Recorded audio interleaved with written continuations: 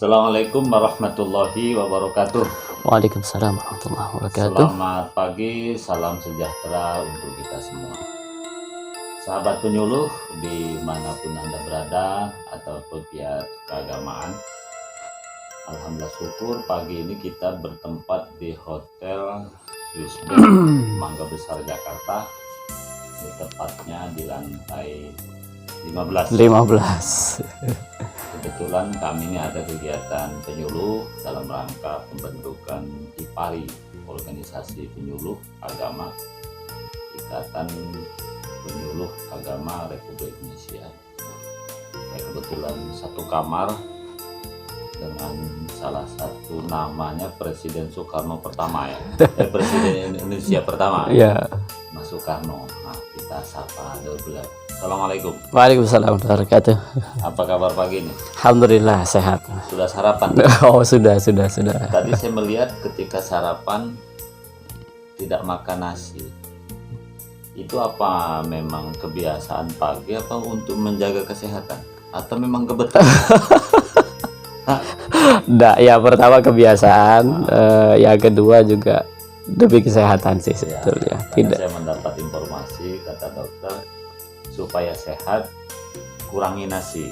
Ya karbo lah. Karbo ya? Karbo ya. Yang bagus katanya ubi, kentang, Ya buah dan sayur lah. buah dan sayur. Saya lihat ini berarti Mas Soekarno ingin panjang umur. Insya Allah amin. Iya, iya. Saya kira Pak Yai juga lah. Gitu. Ya, beliau ini teman-temanku penyuluh dari Bali. Kenapa saya ingin ajak bicara beliau seputar kegiatan keagamaan di Bali ya. Setidak-tidaknya Bali ini kan ada dua hal. Pertama merupakan kota wisata pertama ya. Yang kedua baru Batam. Iya. Nah, saya kan kebetulan tinggal di Batam teman-teman ya. Jadi wisatawan itu ternyata yang paling banyak ke Indonesia itu yang pertama adalah Bali, ya. Yang kedua baru Batam. Yang ketiga tentu Jakarta. Maksudnya untuk berwisata ya, bukan untuk berbisnis. Nah, kenapa Bali begitu pesat pariwisatanya? Tentunya kan bagaimana di situ peran penyuluh. Nanti kita tanya beliau. Kemudian yang kedua, di provinsi Bali ini heterogen. Ya, malah kalau tak salah Islamnya minoritas ya. Ya mayoritas kedua lah. Gitu. Mayoritas kedua. Mayoritas kedua. Gitu. Tak mau disebut minoritas. Mayoritas kedua. Kedua ya? gitu. Oh, iya. Ya. Kalau minority itu kayaknya dikit banget gitu ya. Iya. Itu Dikit banyak sekali. Jadi yang kedua, yang pertama itu tentu Hindu ya. Iya betul. Oke, nanti kita bincang-bincang dengan beliau lah sebentar. Tapi sebelumnya kita ingin tanya dulu begini. Kalau Bali itu nama Bali kan ada Ketut, Made, gitu kan? Ini Soekarno. Apa walaupun ibunya Soekarno itu asal Bali ya. Betul. Sebenarnya Mas Soekarno ini betul-betul orang Bali. Kalau lihat Soekarno kan orang Jawa ya. Itu kira-kira bagaimana? Kok bisa nama Soekarno tapi Iya. Bali? Saya asli Bondowoso lahir. Oh, Bondowoso, Jawa Timur. Jawa Timur. Tepatnya di mana tuh? Di Desa Dadapan. Pelosok.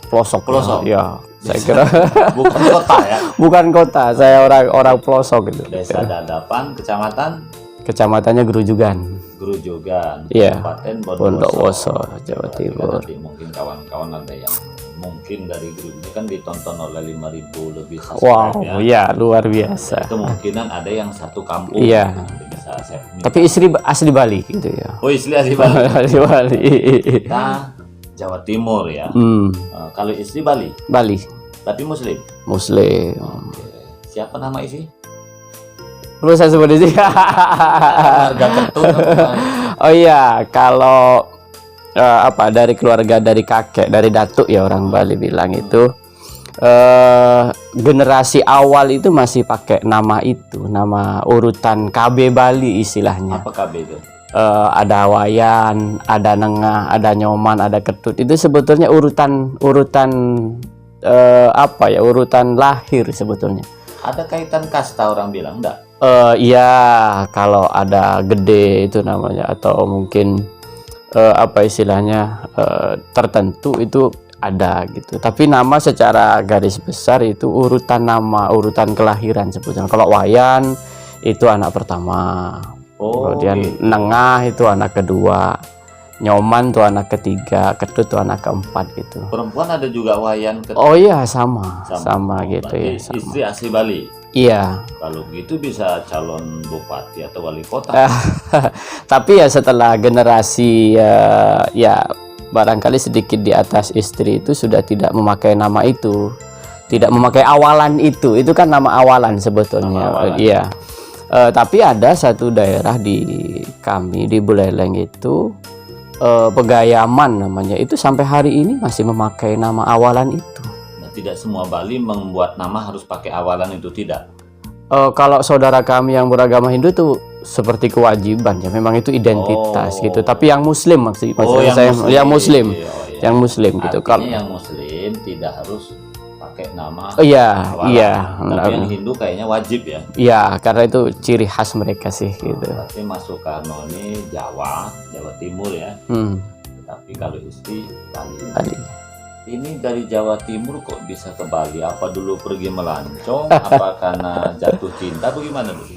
Ya, 2000 tepatnya tahun 2000 begitu selesai di pondok pesantren itu ada program pengabdian. Pondok di mana?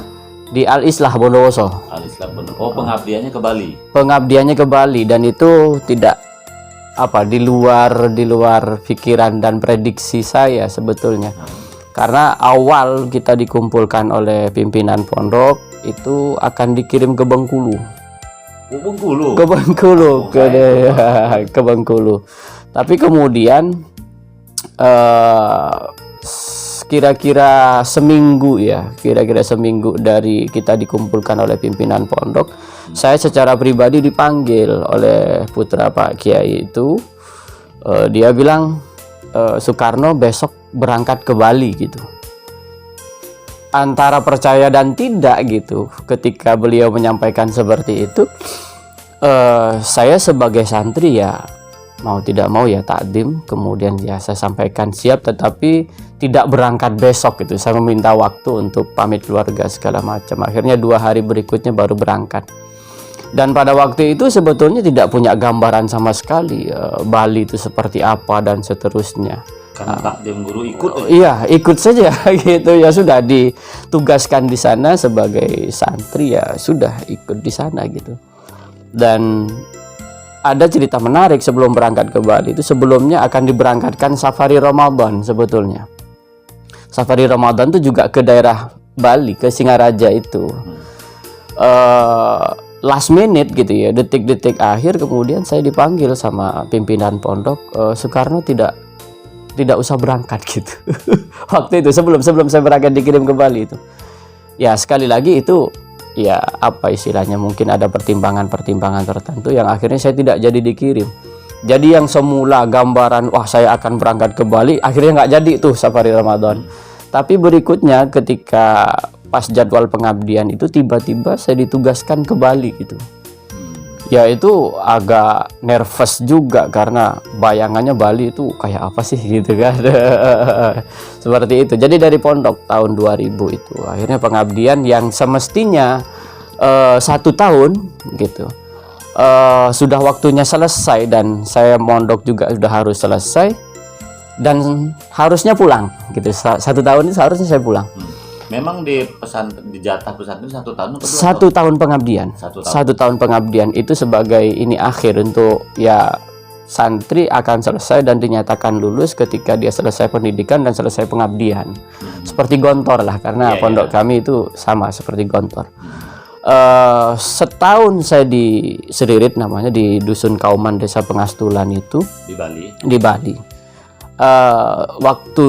Waktu yang seharusnya saya pulang tiba-tiba ya kami kan membentuk apa istilahnya madrasah diniyah waktu itu. Kalau saya pribadi pulang maka yang ngajar anak-anak itu nggak ada. Berarti waktu itu sebenarnya bukan mengabdi ke pondok ya? Bukan, itu langsung di masyarakat itu. Banyak pengabdian dari pondok di Jawa itu Jawa Timur ya. Yang ke Batam itu kan ngabdinya di pondok. Di pondok gitu. Ketika kita pergi masih ada. Ini artinya kita bukan mengabdi di pondok. Bukan, itu Kalau di masyarakat kita pulang, itu. Selesai itu. Itu yang membuat saya kemudian merasa berat hati. Wah, kalau saya itu dia, mungkin bahasa itu yang pas ya. Akhirnya saya nggak jadi pulang. Itu setahun pertama, sampai abang saya telepon, "Dek, ini sudah waktunya selesai," gitu. Saya bilang, "Kalau saya pulang, Kak, ini anak-anak yang seusia SMP itu nggak ada yang ngajar. Tidak ada yang ngajar. Sudahlah, saya bertahan akhirnya. Setahun, nambah lagi 2 tahun.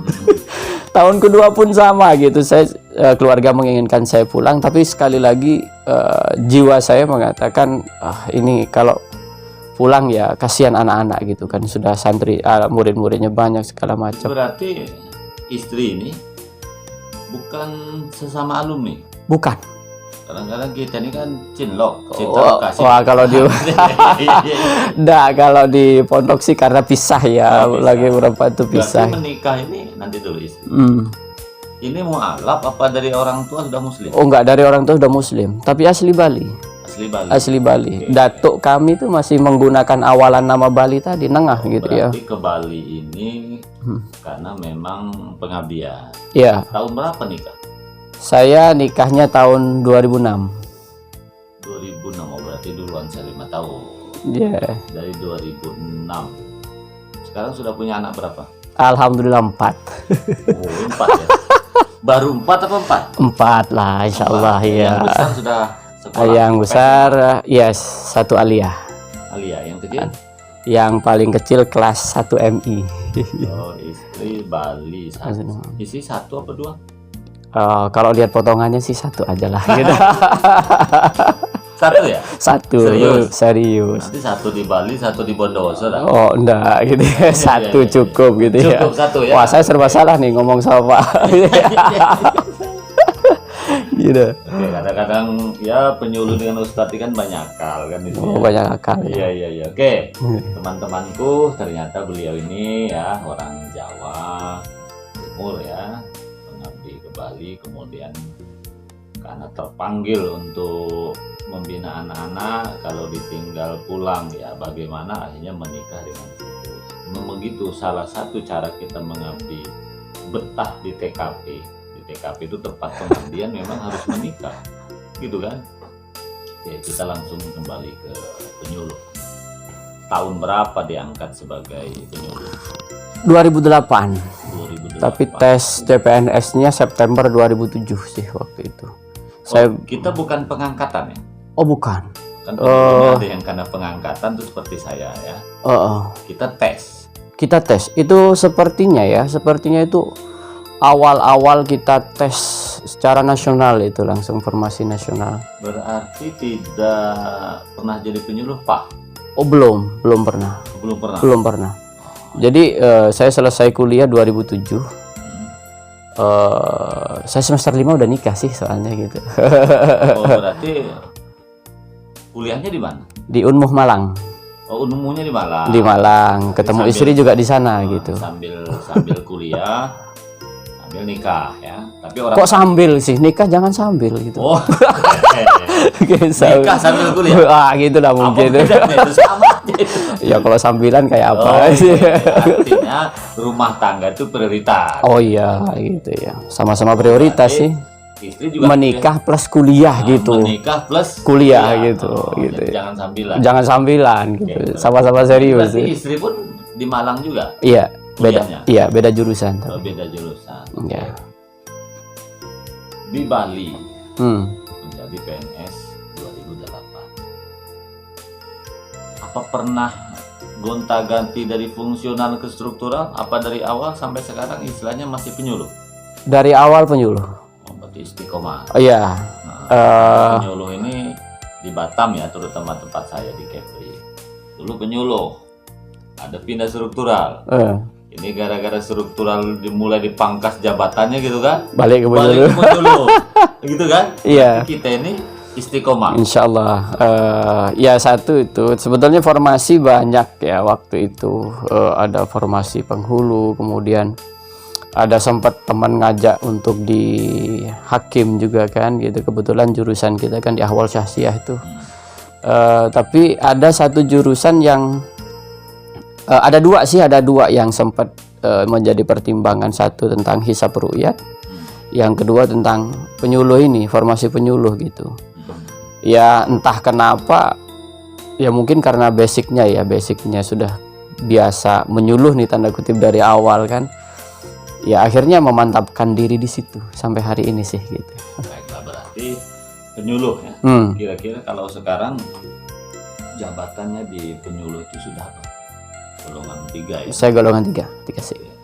Di mana? Di kabupaten apa di provinsi? Di kabupaten. Kabupaten apa tuh? Kabupaten Buleleng. Buleleng.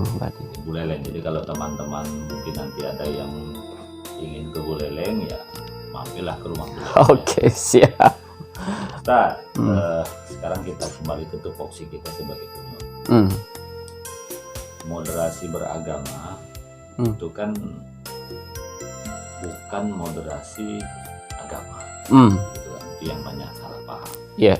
Kalau moderasi agama seolah-olah agama itu dilenturkan. Betul. Tapi kalau moderasi beragama, cara beragama yang berhubungan orang lain saja yang lentur. Hampir semua penyuluh itu kadang-kadang kan di dalam ceramah banyak yang tegas dan keras.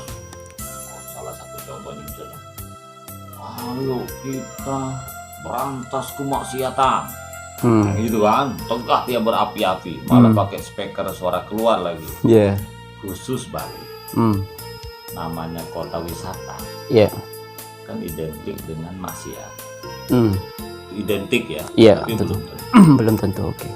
Nah, apakah penyuluh di Bali juga dalam hal tausiah itu juga tegas, bahkan keras, apa lebih menggunakan bahasa yang mendayu-dayu? Iya gini. Kira-kira gimana tuh? Iya beda ya, tegas dengan keras gitu ya. Kalau keras itu kan serampangan, kemudian ngawur lah istilahnya. Kalau tegas itu ya kita menyampaikan nas-nas secara sharih, panduannya yang jelas, itu tegas. Kita di Bali menyadari betul, satu tentang keragaman, yang kedua tentang tadi itu untuk urusan pariwisata itu. Saya kira pariwisata itu bukan masalah ya bagi kita, karena sasaran kita itu, mohon maaf ya, bukan orang-orang yang ya taruhlah mungkin berjemur itu gitu ya. Tapi bagaimana kita menguatkan generasi kita, itu yang penting. Lingkungan iya itu bagian dari tantangan, tetapi itu juga peluang. Peluang sekecil apapun yang bisa kita manfaatkan untuk penguatan generasi yang akan datang, itu kita coba manfaatkan itu gitu. Jadi kenapa saya katakan generasi penerus? Kalau orang-orang yang taruhlah yang kita katakan kemarin dalam forum itu generasi kolonial gitu ya, itu generasi kolonial itu kan sudah bisa membedakan, oh ini nggak baik, ini baik, dan seterusnya. Nah, generasi milenial ke bawah apa ke atas ya? Generasi milenial, anak-anak ini sekarang itu yang penting untuk kita kuatkan. Sehingga lingkungan model apapun, ketika anak-anak ini fondasinya sudah kuat, insya Allah tidak akan terpengaruh apa-apa gitu. Seperti itu. Kadang-kadang begini, mungkin pada daerah-daerah tertentu ya, tidak bisa dengan Bali atau daerah-daerah yang ada semacam apa ya? Kalau di sebuah daerah itu ada kemaksiatan, gitu kan, yang akan mendapatkan bencana kan bukan hanya yang melakukan maksiat, tapi seluruhnya, gitu kan. Sama dengan tadi, kalau di Bali itu misalnya banyak, maaf, sumur, nah, itu katanya es kejemur, berarti nanti yang akan jadi dosa bukan hanya yang berjemur, tapi juga yang lain. Artinya khusus di Bali yang seperti Mas Sukarno sampaikan, kita lebih memperkuat generasi milenial, gitu kan? Artinya yang maksiat segala macam dalam tentu tidak semuanya. Betul. Untuk sementara ini kita biarkan saja. Menurut apakah seperti itu atau kita juga nasihati mereka? Ya objeknya tentu objek dakwah itu kan memang ada dua ya, objek kita intern umat Islam, objek di luar juga. Tapi yang terpenting bagi kami adalah penguatan ke dalam gitu, penguatan ke dalam. Ya apakah fokusnya generasi milenial? Tidak juga, bahwa semua lapisan itu harus tersentuh gitu. Hanya saja porsinya gitu ya, porsinya itu lebih banyak pada mereka yang milenial ini, karena terus terang kita tidak bisa menafikan bahwa rasa ingin tahu, rasa ingin mencoba itu generasi milenial itu kan cukup besar gitu. Sementara generasi kolonial itu tadi kaum sepuh lah kalau saya katakan begitu kan sudah menyadari oh dunianya memang sudah seperti ini dan seterusnya itu, sehingga mereka generasi sepuh ini sudah bisa memilah dan memilih. Nah, makanya saya katakan tadi porsi dakwahnya untuk sasarannya saya kira lebih kepada kaum milenial untuk kita kuatkan dan mendapatkan porsi lebih banyak gitu. Kalau begitu di Bali lebih kepada apa ya? Kalau ibarat permainan sepak bola, pertahanan internal. Iya. Bukan menyerang. Iya, wah itu. Kan ibarat main sepak bola itu kan kalau menyerang itu kan nahi mungkar. Betul. Kan begitu kan? Kalau pertahanan tuh amar ma'ruf.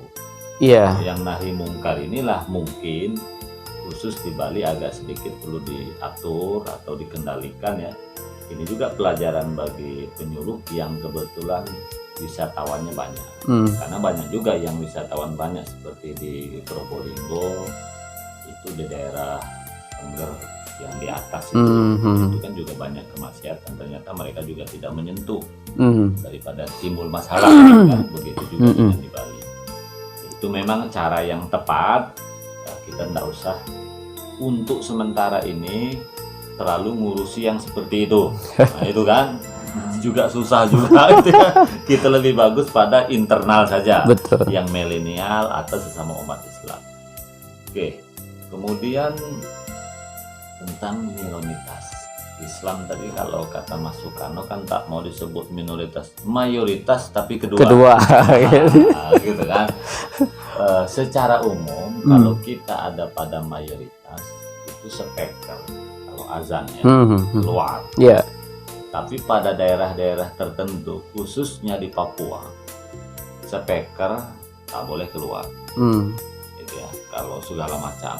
Tapi di Sumatera Utara nah ini uniknya nih, walaupun kita minoritas, itu azan atau apapun suara keluar, betul. Tapi Papua tidak. Nah, saya belum tahu Bali nih. Oke. Ketika kita minoritas, bukan minoritas, mayoritas keluar. Nah, itu kira-kira kalau speaker ngaji ceramah itu keluar apa tidak? Ya, keluar sih. Keluar, kecuali momen-momen tertentu kayak nyepi.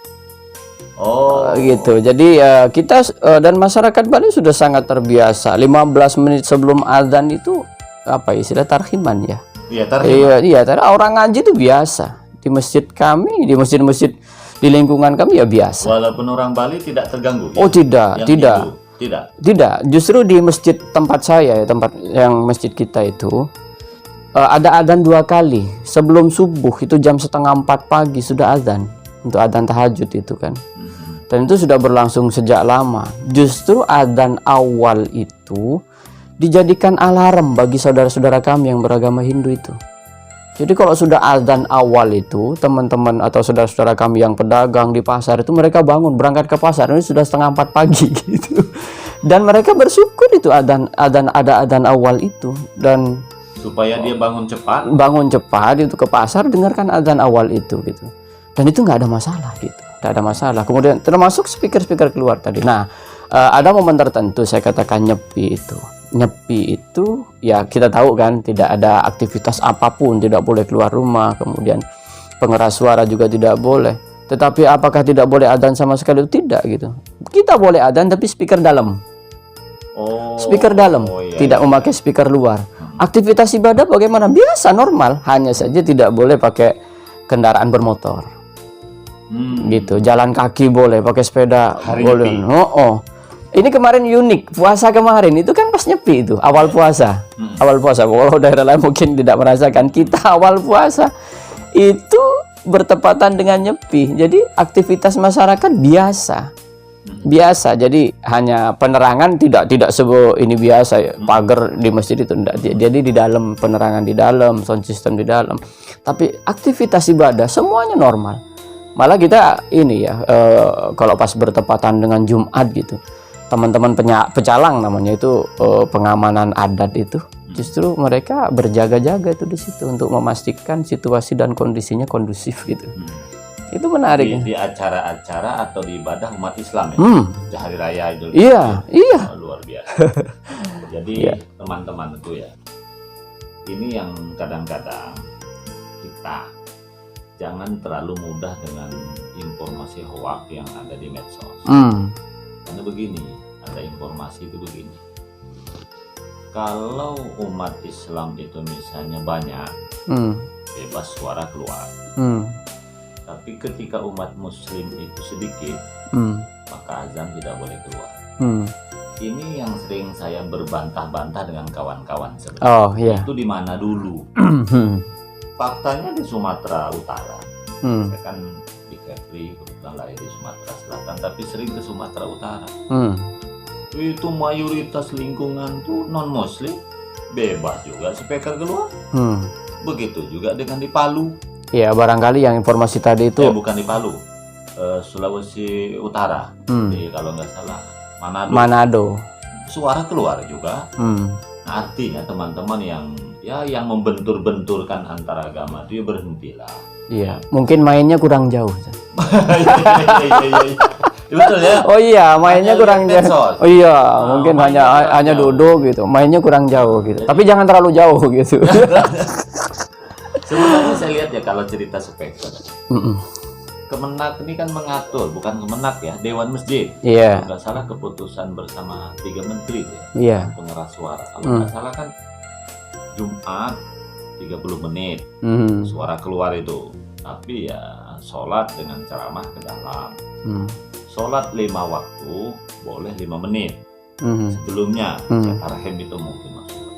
Kalau subuh sekitar 15 menit boleh keluar, maka benar itu tadi. Jadi saya kira berharap kawan-kawan ya yang mencoba, kalau Islam mayoritas akan begini, Islam minoritas akan begini. Saya kira negara kita ini kan NKRI ya, jadi jangan lagi dibentur-benturkan. Oke Ustadz, penyuluh di Bali, kan kakanwilnya rata-rata bukan Muslim kan? Bukan rata-rata, kanwilnya kan cuma satu. Dari dulu? Dari dulu, bukan, iya non-Muslim. Non-Muslim? Iya. Berarti kalau di dalam komplek Kementerian Agama itu sendiri, kan kalau di mayoritas Muslim ada masjid, musola. Ya oke, siap. Gitu kan, Oke, ya. Ini maksud saya pertanyaan di semua kabupaten kota, kemenak-kemenaknya. Nah, kira-kira di dalam komplek Kemenak itu, apakah ada musola juga atau ada pura juga? Nah, kira-kira bagaimana? Ini menarik ini. Iya. Saya beberapa tahu COVID ya 2021 itu saya ikut diklat kemajemukan di Jakarta ini. Teman-teman Jakarta itu ya sempat nanya seperti itu, Pak, kemajemukan di kantor masing-masing itu seperti apa? Ya kita bercerita bahwa di kantor kita di Kemenak Kabupaten Kota itu di depan ada pura gitu ya. Di samping atau di belakang kantor itu pasti ada musolanya. Artinya di setiap kantor, iya, musola itu pasti ada. Pasti ada. Berarti semua kantor Kementerian Agama Kabupaten pasti ada yang Muslim. Iya, ada. Kalau di Kanwil Agama Provinsi Bali itu Kanwilnya ya orang Hindu gitu ya. Kabak PU-nya itu Muslim. Kabak PU-nya Muslim. Kemudian di bagian-bagian seperti penyelenggara haji itu pasti.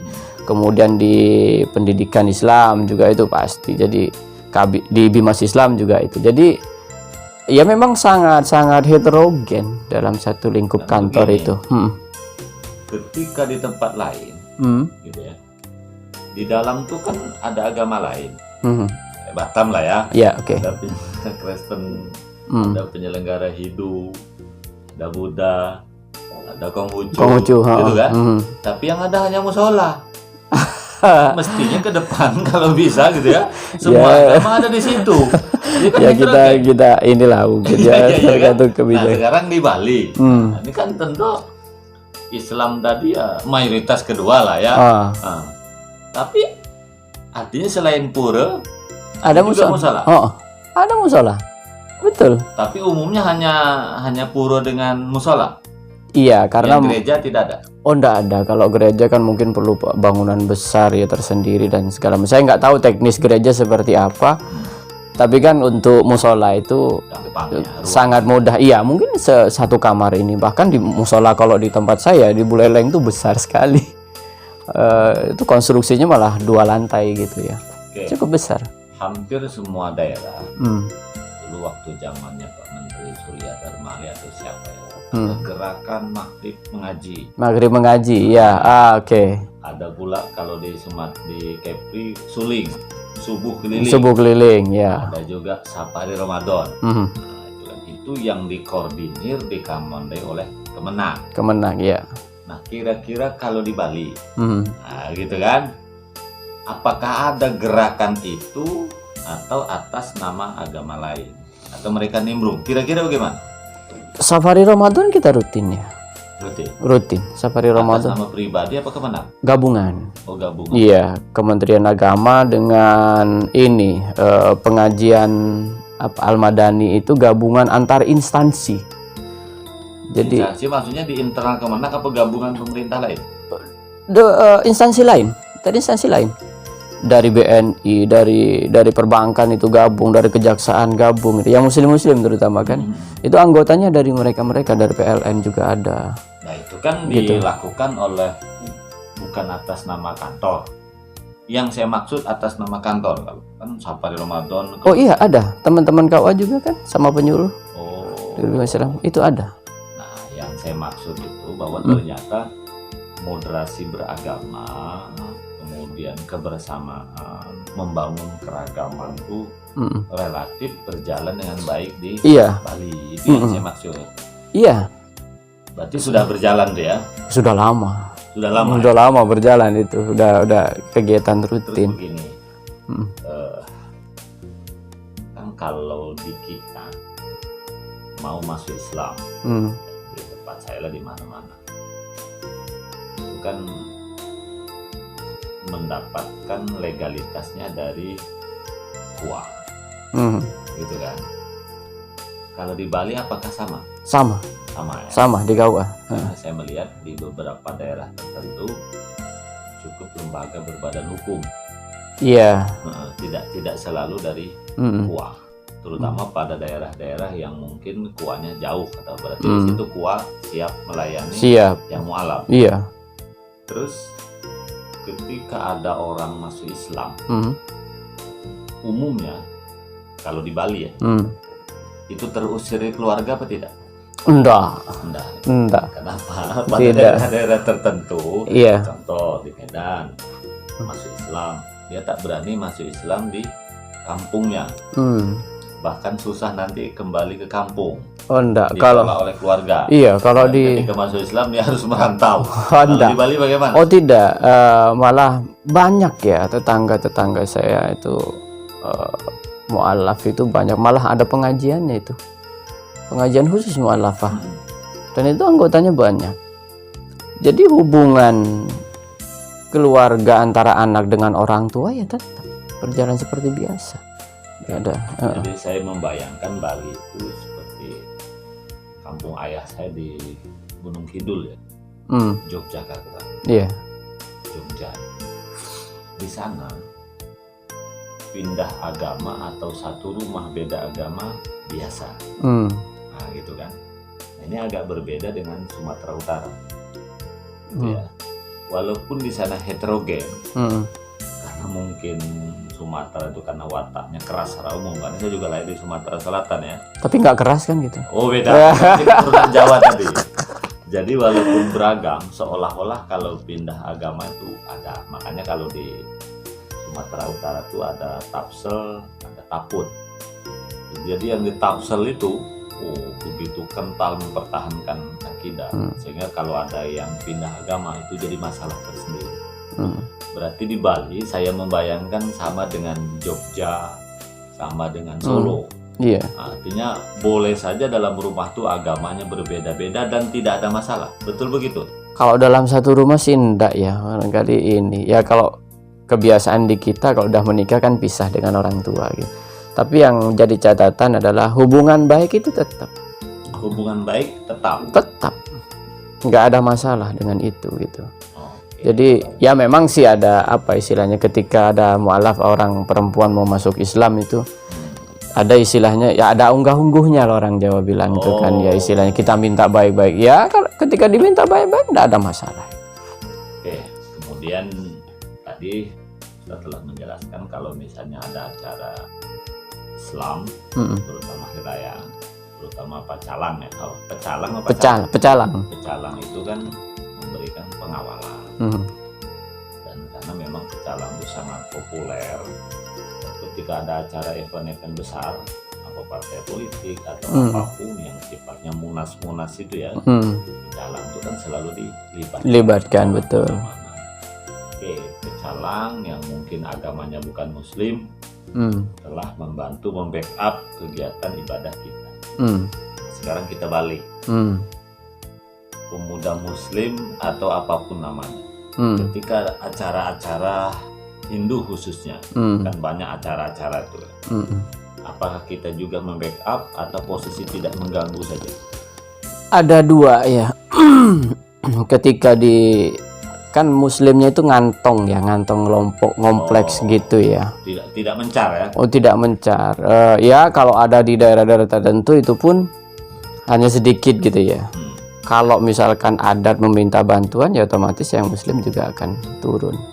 Tapi kalau di kantong-kantong Muslim yang banyak di sana itu ada Kampung Madura lengkap dengan bansernya gitu ya. Jadi kalau pas acara nyepi bansernya juga ikut keluar untuk mengamankan situasi, untuk memastikan nyepi itu kondusif. Teman-teman banser juga ikut mengamankan gitu. Jadi ada apa timbal balik ya, ada timbal balik, dan itu bagi kita sudah biasa gitu biasa gitu. Artinya di Bali ini moderasi beragama itu sungguh sudah terpelihara dengan baik. Iya. Maka insya Allah ketika moderasi beragama itu sudah tercipta dengan baik dan kondusif, maka wisatawan itu insya Allah akan datang.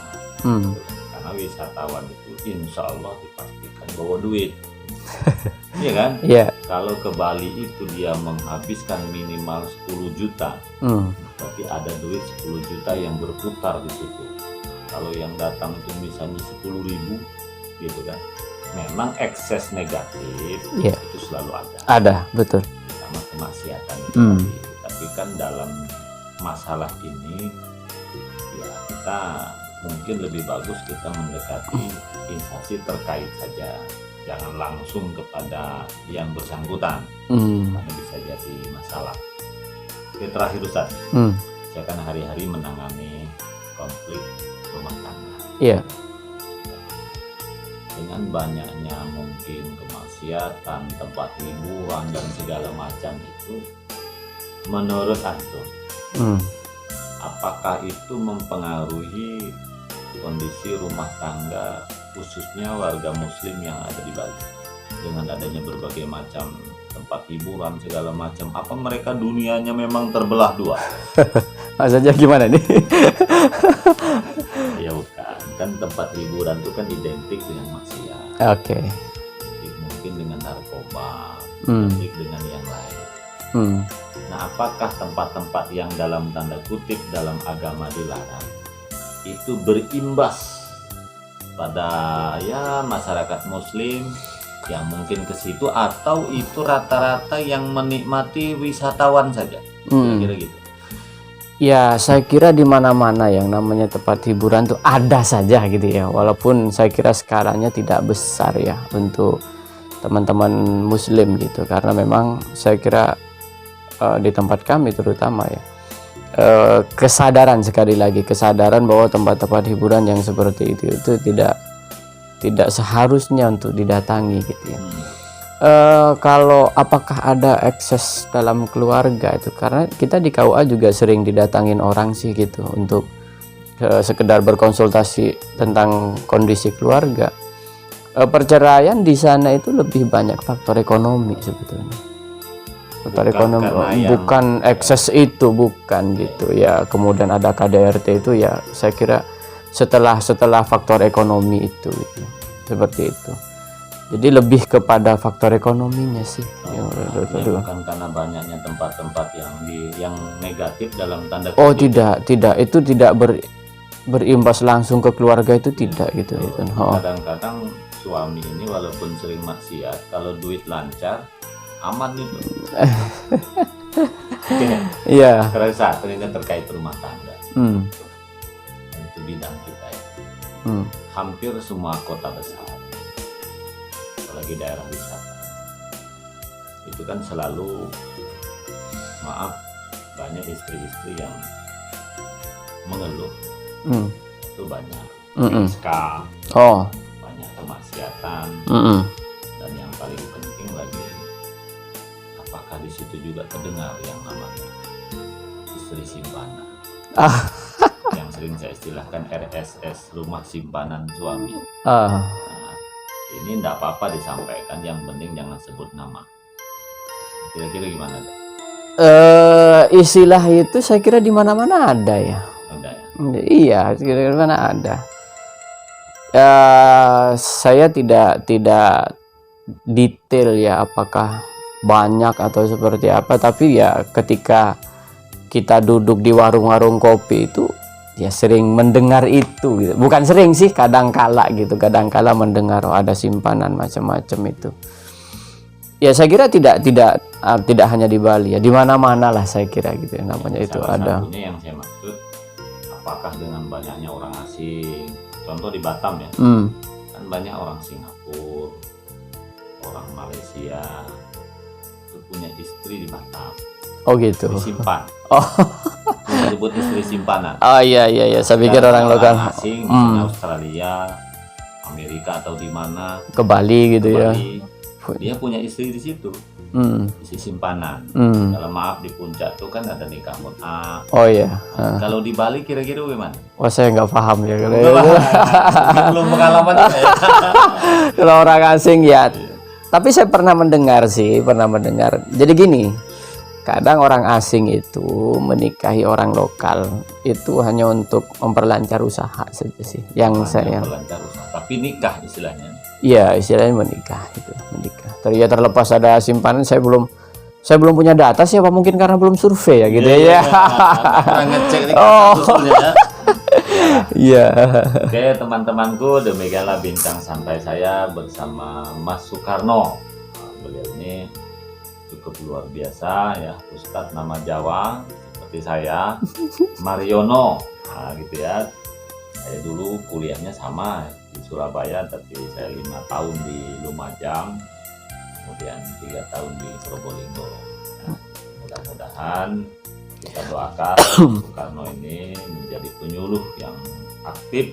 Amin, insyaallah. Baik dan amanah, terutama untuk mengawal Bali agar Bali tetap kondusif, heterogen, yang menjalankan agamanya ya moderat, dengan harapan nanti kita ditiru di tempat lain bagaimana keberagaman itu bisa terpelihara dengan baik. Salah satu contohnya adalah Bali tadi. Kita semua yakin kalau Bali itu tidak kondusif, maka wisatawan juga tidak akan datang. Begitu juga kita tempat lain. Kalau kita ingin didatangi wisatawan, karena wisatawan itu umumnya mendatangkan uang ya, maka kita sebagai penyuluh pun wajib bagaimana menjadikan wilayah itu menjadi kondusif. Saya kira itu Mas Soekarno. Oke, siap. Bincang-bincangnya jam berapa ke bandara? Jam 10. Jam 10. Oke, selamat jalan, sampai jumpa yang akan datang. Oke, siap. Assalamualaikum warahmatullahi wabarakatuh. Waalaikumsalam warahmatullahi wabarakatuh.